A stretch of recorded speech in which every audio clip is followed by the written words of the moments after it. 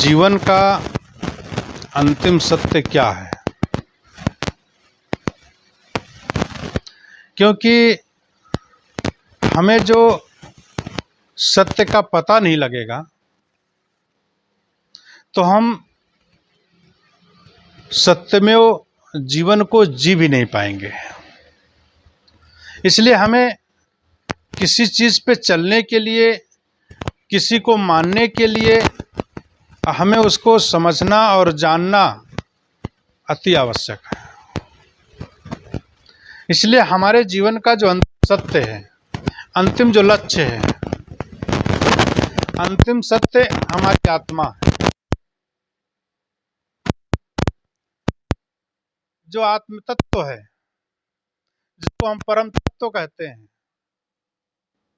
वो एक अंतिम इकाई और अंतिम सत्य है जो जड़ और चेतन, जितना जो कुछ भी इंद्रियों से प्रतीत होता है, इंद्रियों से जो दिखता है, जो हमारे आंखों से दिखता है, जिसको हम स्पर्श कर सकते हैं, वो सब जड़ है।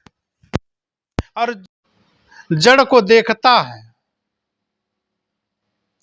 दृष्टा है, वह चेतन है। चेतन तत्व है, अमर तत्व है, अमरत्व है।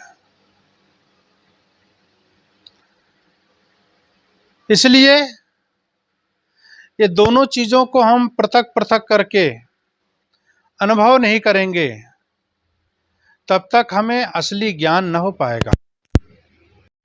तब तक हमें जीवन का जो मूलभूत सत्य है हम नहीं जान पाएंगे।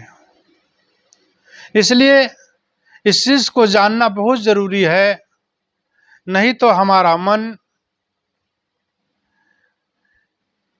जड़ के ज्ञान में जड़त्व होता चला जाएगा।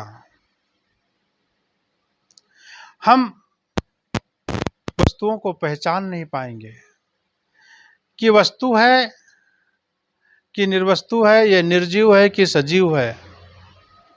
अन्यथा हमारा ये मन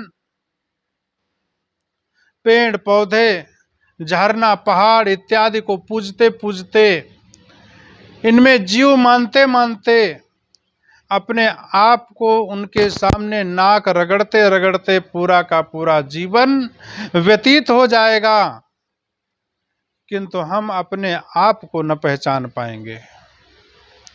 क्योंकि हमने अपने आप को पहचानने की हिम्मत ही नहीं जुटाई है, अपने आप को खोजने का प्रयास ही नहीं किया है।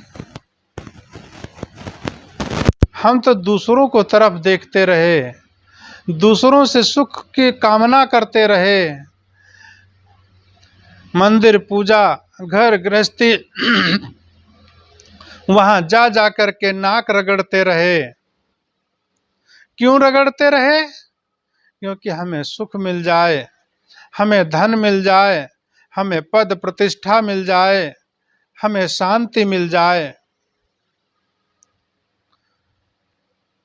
जिस तरीके से मृग, उसके अंदर कस्तूरी बसती है, उसकी जो सुगंध आती है, और वे कस्तूरी कुंडल बसे, मृग ढूंढे मन माए। मृग के अंदर ही कस्तूरी बसती, लेकिन दूसरों के वहां इधर उधर खोजते खोजते अपने जीवन को, अपने समय को नष्ट करता है। किंतु कस्तूरी जो क्योंकि कुंडल में बसी हुई है, अंतरात्मा में, भगवान तो आपके अंदर में है। आपके दर्पण पे तो काई लगी है, आपके दर्पण पे तो धूल लगी हुई है, कचड़ा लगा हुआ है अविद्या का। सदगुरु कबीर साहब कहते हैं कि घूंघट के पट खोल रे, घूंघट के पट खोल रे, तो को प्यू मिलेगा। घूंघट के पट खोल रे, तो को प्यू मिलेगा। प्यू परमात्मा अपने अविद्या, अहंकार, झूठ और जड़त्व के पूजा का वाह आडंबर का घूंघट खोलो तो तुम्हें प्यू के दर्शन होंगे, परमात्मा के दर्शन होंगे, अल्लाह खुदा घाट के दर्शन होंगे। लेकिन हाँ, अविद्या का पर्दा हटा ही नहीं पाते हैं। और जब अविद्या का पर्दा हटता नहीं है तो परमात्मा के दर्शन कहाँ से होंगे, परम तत्व के दर्शन कहाँ से होंगे। परमात्मा आत्मा में लौट आना ही परमात्मा है। जब तक हम अपनी आत्मा को पहचानेंगे नहीं, अपने आप की तरफ लौटेंगे नहीं, दुनियावी मेला की तरफ से, झमेला की तरफ से अपने आप को वापस करके लाओ, अपने अंतरात्मा में अपने आप को खोजो। मौको कहाँ ढूंढे, मैं तो तेरे पास में। दुनिया में खोजते, पहाड़ों में खोजते, कंदराओं में खोजते, तुम कहाँ कहाँ मुझे खोज रहे हो, वहां नहीं है। भगवान तो तेरे अंदर में बसा हुआ है। अपने अविद्या के पट खोलो तो, अपने अंदर झांक के तो देखो, अपनी सच्चाई को देखो कि तुम कौन हो। और जब तक ये नहीं जानोगे तब तक दुनिया के झमेले में पड़ करके अपना समय बर्बाद करते रहोगे।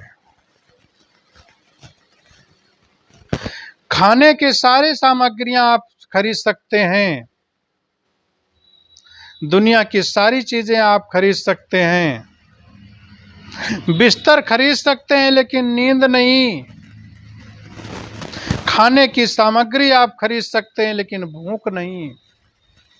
सुख के साधन सारे बटोर सकते हैं, लेकिन सुख नहीं। ये दुनिया की सारी वस्तुएं सिर्फ सुविधा प्रदान कर सकती है, सुख नहीं है। सुविधा और सुख में बहुत अंतर है। वस्तुओं से आपको सुविधा मिल सकती है, सुख नहीं मिलेगा। और आदमी वस्तुओं और व्यक्तियों को बटोरने में पूरा जीवन गंवा देता है।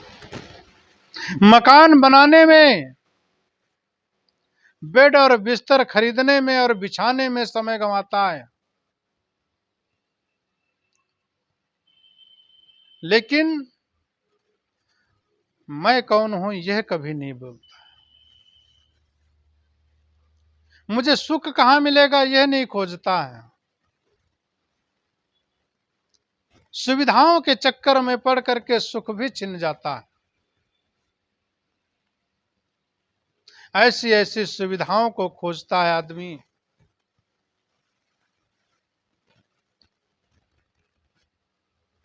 कि सुख भी छीन जाता है, क्योंकि सुविधाओं को भोगने का शरीर ही खत्म हो जाता है। जब सुविधाओं का हमारे पास अपार वैभव होगा, धन होगा, संपत्ति होगा, सब कुछ कमा लिया होगा, और जब सब कुछ कमाने के बाद आपके पास में क्या रहेगा, क्योंकि ये शरीर जो है आपका, ये शरीर ही आपका साथ नहीं देगा। किससे सुख भोगोगे? आपकी इंद्रियां काम नहीं करेंगी, आपका मन, जब इंद्रियां काम नहीं करेंगी तो मन उथल पुथल हो जाएगा। इसलिए अपने इंद्रियों को, बाहर की दशाओं को से समेट करके अपने आप के अंदर खींचने का प्रयास, बहिर्मुखता से मन को मोड़ करके अंतर्मुखता की तरफ मोड़े। जितना हम बहिर्मुखता से अपने अंदर में अंतर्मुखता की तरफ मुड़ेंगे, उतना ही हमें जीवन का आनंद मिलेगा, जीने का आनंद मिलेगा, परिवार में है परिवार का आनंद मिलेगा, साधु समाज में हम हैं तो साधु समाज में हमें आनंद मिलेगा, और सच्चाई कहें तो हमारा पूरा का पूरा जीवन आनंदमय हो जाएगा। लेकिन इस आनंदमय को खोजने के लिए प्राणी और पदार्थों का जखीरा बटोर करके हम न पाएंगे।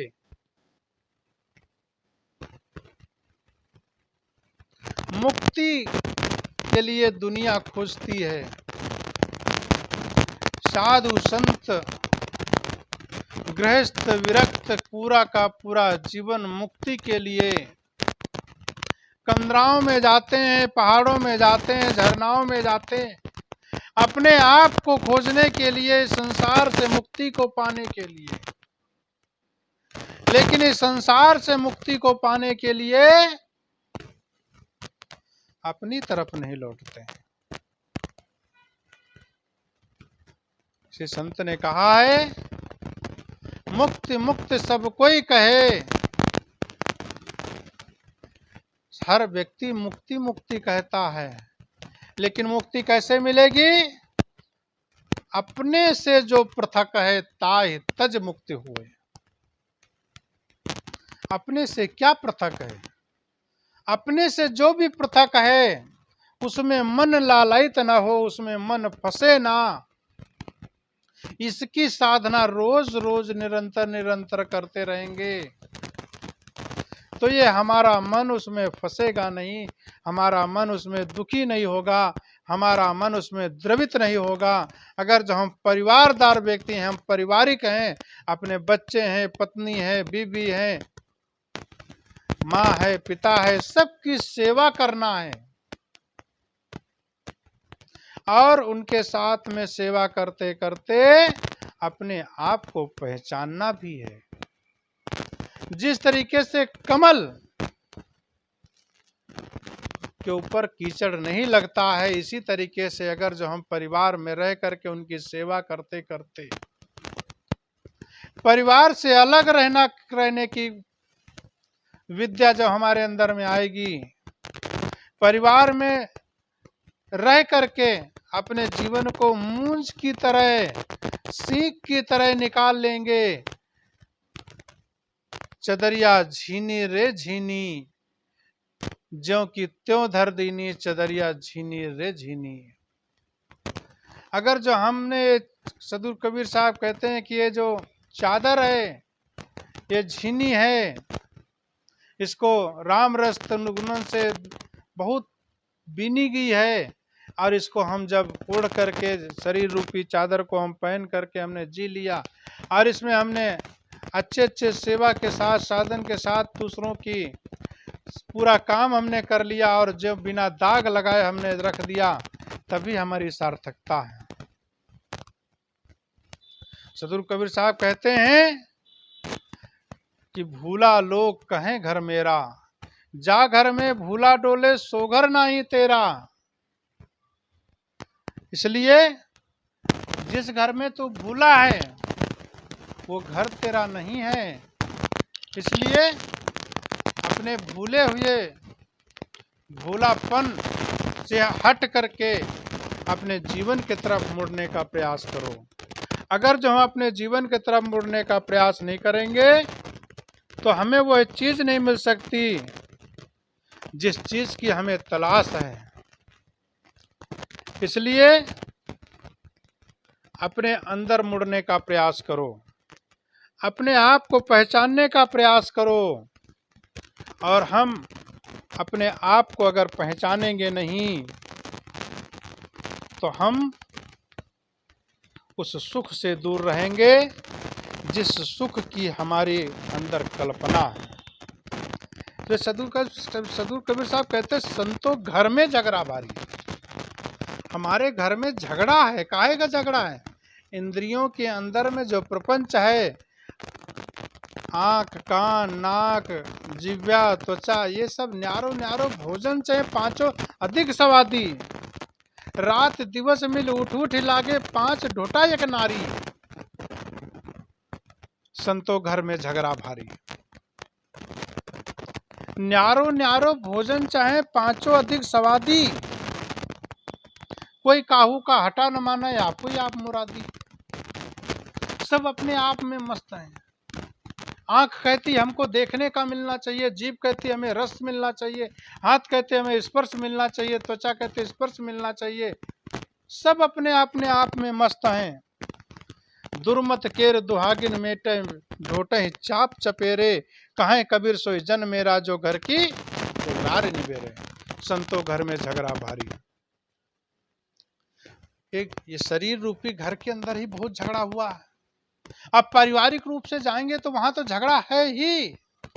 कहीं भाई भाई में नहीं बनता है, कहीं पिता पुत्र में नहीं बनता है, कहीं सासू और बहू में नहीं बनता है। वो तो झगड़ा है ही। लेकिन जो ये हमारे अंदर में जो ये झगड़ा है, ये झगड़ा भी बहुत बड़ा झगड़ा है। ये इंद्रियां का ही तो खेल है। इंद्रियों में फंस के मन ये परेशान है। अब ये मन किसको किसको स्वाद दे, किसको किसको चखाए।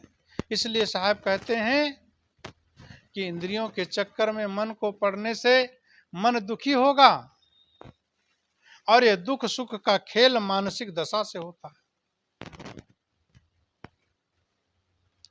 सारी चीजें रखी रहेंगी, आपका अगर मन नहीं है, बहुत अच्छी चीजें खाने की रखी हैं और आपका मन नहीं, तो वहां सुख नहीं होगा। आपका पेट भरा है, इसलिए मन नहीं है खाने में।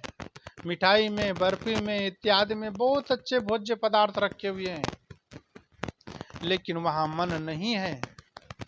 तो जब मन नहीं है तो वहां तुम्हारा सुख तुमको नहीं मिलेगा। उस चीज को ग्रहण करने का मन नहीं होगा, और जो चीज ग्रहण करने का मन नहीं होगा तो वहां सुख नहीं होगा। इसलिए प्राणी पदार्थों का जखीरा बटोर करके आप सुखी नहीं हो सकते। इन सब को पा करके आप सिर्फ केवल सुविधा पा सकते हैं। इसलिए सुविधा को पाने के लिए आप काम ना करें, आप काम करें अपने मन को संतुष्टि पाने के लिए। और संतुष्टि कब होगा? संतुष्टि जब होगी जब आपका मन समर्पण होगा। और जब तक मन समर्पण नहीं होगा तब तक कुछ नहीं हो सकता है। अपने मन को समर्पण करना पड़ेगा। मन को समर्पण करेंगे तभी हमको जीवन का अंतिम सत्य मिलेगा। इसलिए मन को समर्पण करने की जरूरत है। अपने आप को जितना हो सके उतना बाहर से निकाल करके अंतर्मुखता की तरफ मोड़ने का प्रयास करेंगे। अपने आप को जानने का प्रयास करेंगे। और जितना जितना हम अपने आप को जानेंगे उतना उतना हमें दुख से निवृत्ति होने का, दुख से छुटकारा पाने का हमें अवसर मिलेगा। मनुष्य का तन बार बार नहीं मिलता। मनुष्य का तन मिल जाने से भी नहीं, आपके अंदर मन में जागृत होना चाहिए, भक्ति करने का शौक होना चाहिए, आत्मा का दर्शन करने का शौक होना चाहिए, सुख पाने का शौक होना चाहिए। अपने मन को विषयों से, प्रपंचों से हटाने का शौक होना चाहिए। आपको भक्ति का नशा होना चाहिए। लेकिन लोग भक्ति का नशा न करके मादक पदार्थ का नशा करते हैं। वो नशा आपके जीवन को बर्बाद करेगा, आपके पैसे को बर्बाद करेगा, आपके धन को बर्बाद करेगा। जब आपका धन बर्बाद हो जाएगा, आपका जीवन बर्बाद हो जाएगा। जब जीवन बर्बाद हो जाएगा तो सुख कहाँ, समृद्धि कहाँ,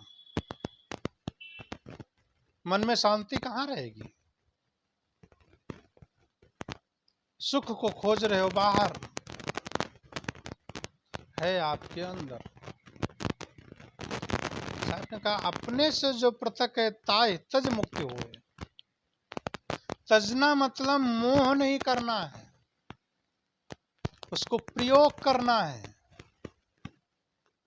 भोजन लेना है पेट भरने के लिए, न कि पेटी भरने के लिए। आपको कोई चीज मिल जाए, बहुत अच्छी लगे खाने में, बहुत अच्छी, आपको मन बहुत अच्छा लगता है ये खाने का, उसको सबसे बाद में खाइए। जो आपको सबसे बेकार लगे उसको पहले खाइए। क्यों? क्योंकि जो सबसे बेकार लग रही है, आपके मन ने मान लिया है कि सबसे बेकार चीज है, ये अच्छी चीज नहीं लग रही है, उसको पहले खाइए, क्योंकि वही सबसे फायदेमंद है शरीर के लिए। 56 प्रकार का भोग रखा है, लेकिन उसमें से टॉप की चीज कौन सी है, उस टॉप की चीज उसको बाद में रखाइए और सबसे आखिरी में खाइए, उसको रखे रहिए। क्यों? क्योंकि वो कम खाई जाएगी। कम इसलिए खाई जाएगी, आपका मन वहां पर बहुत ज्यादा लालायित है, और वही सबसे ज्यादा नुकसानदायक है शरीर के लिए। जो सबसे अच्छी चीज लगती है वो सबसे खराब होती है, हमारे जीवन को, हमारे शरीर को खराब करती है। इसलिए खान पान का विशेष ध्यान देना चाहिए।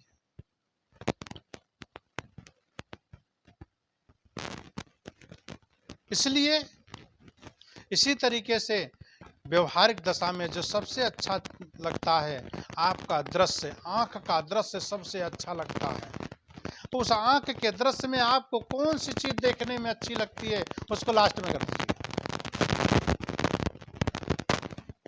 मानसिक दशा को सुधारने का यही कारण है। अगर मानसिक दशा को सुधारना है, अपने मन को अपने कंट्रोल में रखना है, तो जब तक हम अपने मन को अपने लगाम में नहीं रखेंगे, अपने मन को अपने कंट्रोल में नहीं रखेंगे, तब तक ये हम मानसिक दशा सुधरेगी। इसलिए मानसिक दशा को सुधारने के लिए हमें मन पे काम करना पड़ेगा। परिवार की दशा को सुधारने के लिए परिवार की अर्थव्यवस्था पे काम करना पड़ेगा। देश को सुधारने के लिए देश की अर्थव्यवस्था पे काम करना पड़ेगा। समाज को सुधारने के लिए सामाजिक दशा को सुधारने का काम करना पड़ेगा। मन को सुधारने के लिए मानसिक दशा पे काम करना पड़ेगा। तन को सुधारने के लिए तन की दशा को पर काम करना पड़ेगा। ये सब सारे क्षेत्र हैं, इन क्षेत्रों के ऊपर अपना पूरा कमांड होना चाहिए, और तब हमें वो चीज मिलेगी जिस चीज की हमें तलाश थी। वह क्या है? हमारी मन की सफलता।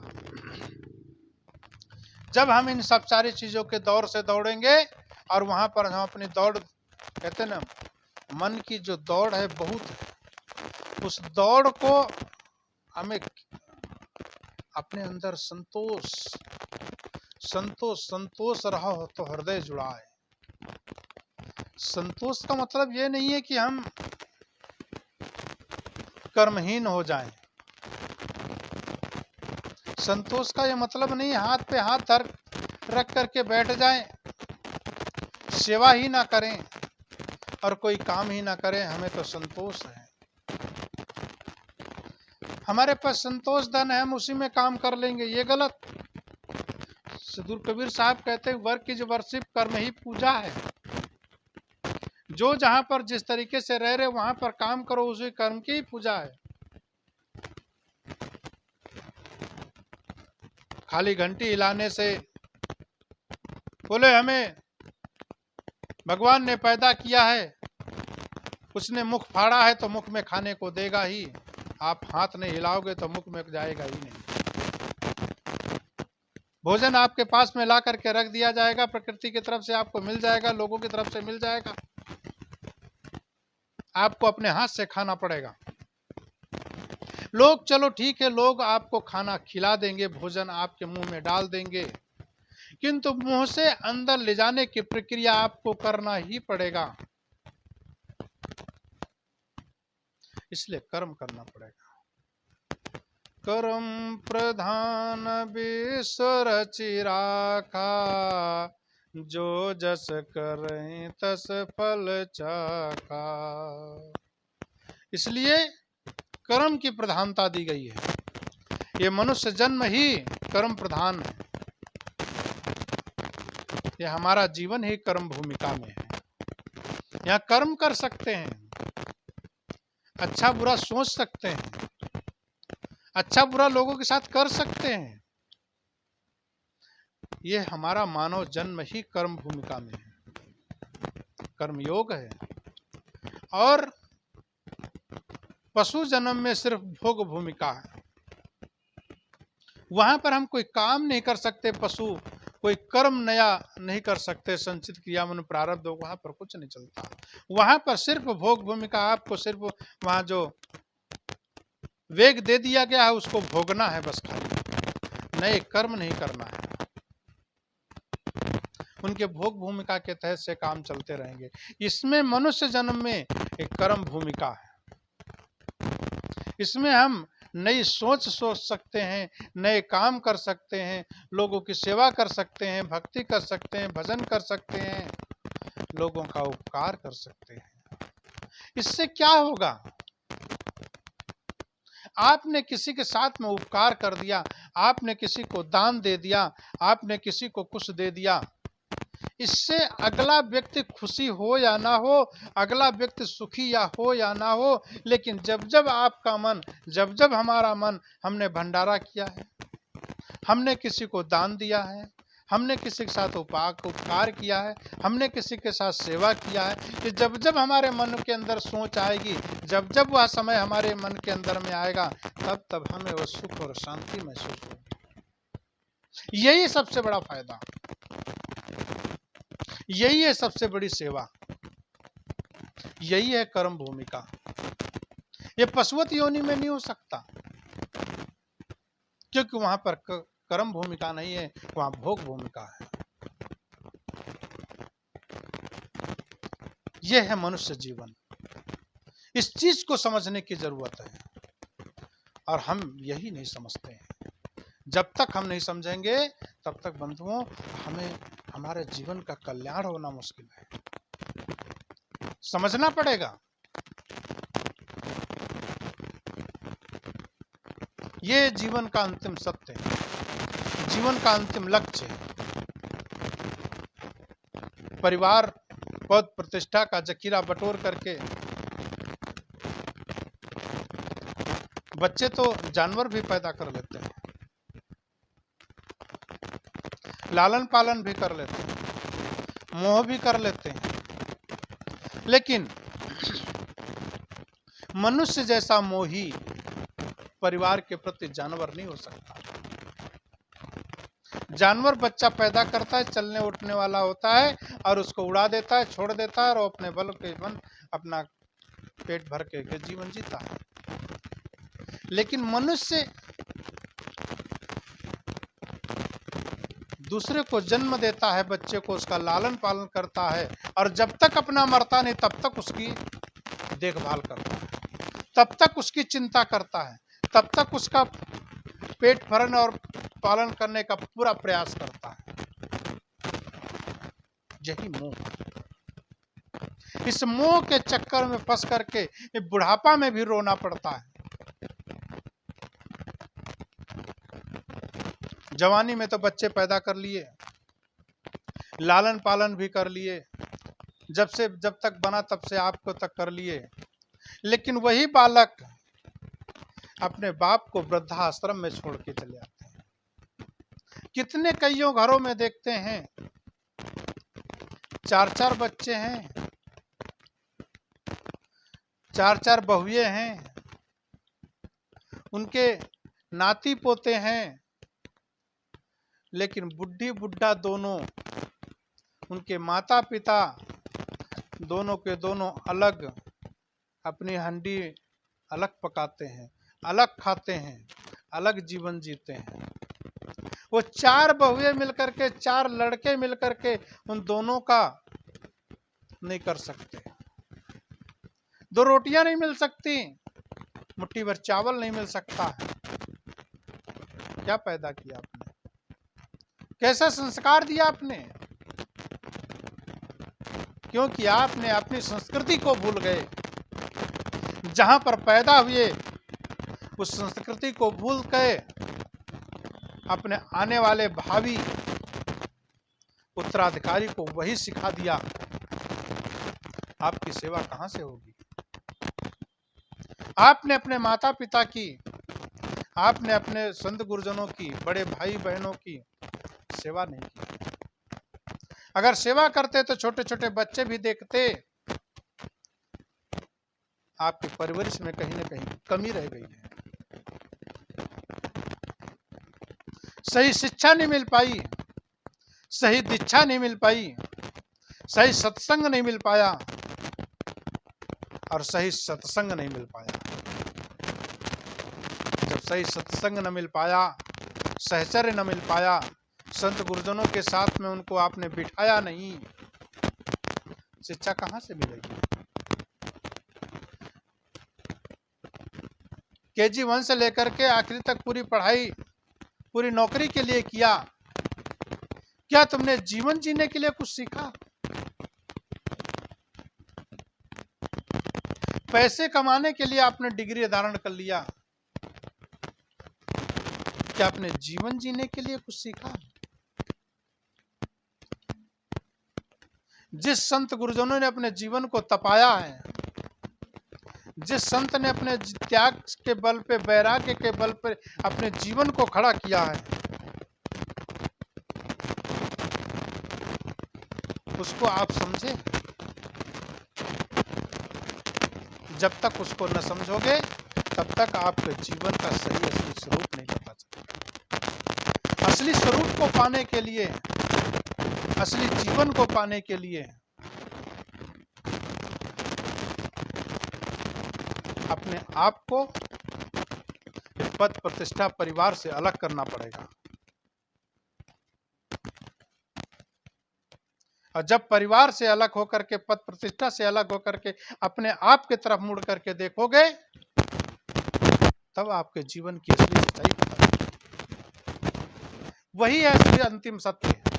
उस अंतिम सत्य को पा करके अपने जीवन को समझोगे, तभी आपको सुख मिलेगा, तभी आपको शांति मिलेगी, तभी आपको अंतिम लक्ष्य और अंतिम छोर मिलेगा।